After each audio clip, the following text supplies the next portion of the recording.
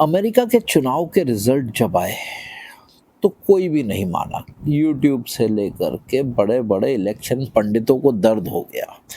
अब दर्द होना भी था। बेसिकली रिपब्लिकन्स प्रेसिडेंसी इलेक्शन जीते, सीनेट जीते और बड़ी स्ट्रांग पोजीशन में जीते हाउस ऑफ रिप्रेजेंटेटिव्स के अंदर। यानी डोनाल्ड ट्रंप दोबारा से एक बार फिर दोबारा राष्ट्रपति बने, और ऐसे वैसे राष्ट्रपति नहीं बने। ये एक ऐसे व्यक्ति राष्ट्रपति बने जो दो दो हिलरी क्लिंटन और कमला हैरिस को हराने वाले एकमात्र व्यक्ति बने। ये दोनों बहुत तगड़ी लॉबी से आती हैं। अब कमला हैरिस को हमारे यहाँ बहुत लोग कमला ताई बनाए बैठे हुए थे, जबकि वो हिंदू है ही नहीं, हाफ हिंदू हैं वो। बेसिकली वो अपने आप को ब्लैक बोलती हैं और क्रिश्चियन बोलती हैं। जबकि ट्रम्प की तरफ से विवेक रामास्वामी हिंदू, तुलसी जेराड हिंदू, और वीपी जो वाइस प्रेसिडेंट इनके हैं वेंस, उनकी वाइफ उषा, वो भी हिंदू है।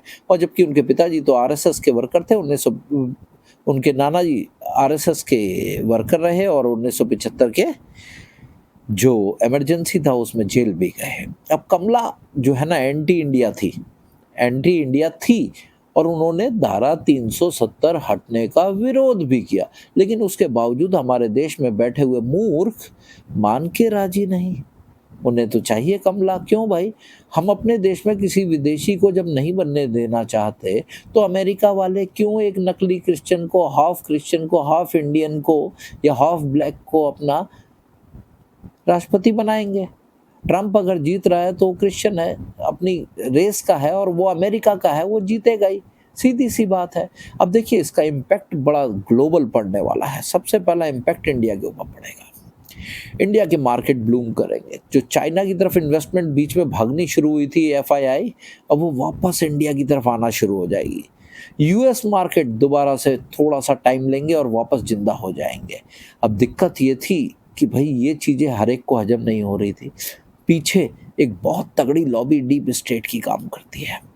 अब सवाल ये आता है, ट्रंप आज तक बांग्लादेश के उस व्यक्ति से जो नोबेल प्राइज विनर बन करके सरकार चला रहा है नहीं मिले, जबकि बिडेन साहब तो यहाँ तक बोल बैठे, where is this microfinance guy from the Dhaka, I heard he donated to see me loose.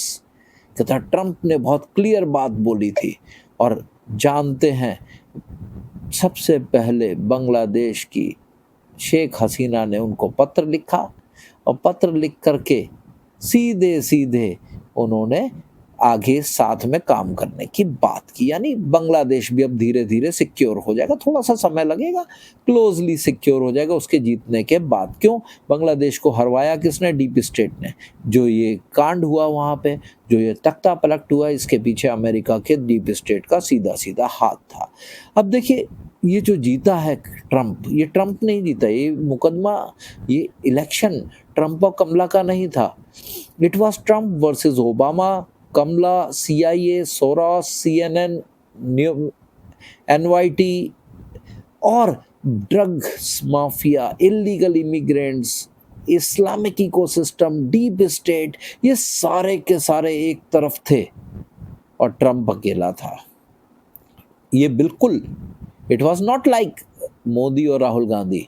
Modi अकेला था और उसके पीछे 10 जनपद साथ साथ जो लड़ रहे थे मोदी के अगेंस्ट, उसमें भी सोरास था, उसमें भी CNN था, उसमें भी BBC था, उसमें भी ड्रग माफिया था, मीडिया माफिया था। ये सारे के सारे मोदी के भी अगेंस्ट थे। ज़्यादा अंतर नहीं है ट्रंप और मोदी में। मोदी ने भी इन सबको हराया। अब देखिए वर्ल्ड हिस्ट्री में इस समय नेतन्याहू वेट कर रहे थे ट्रंप का, पुतिन वेट कर रहे हैं ट्रंप का, और मोदी, ये 4 वर्ल्ड के सबसे बड़े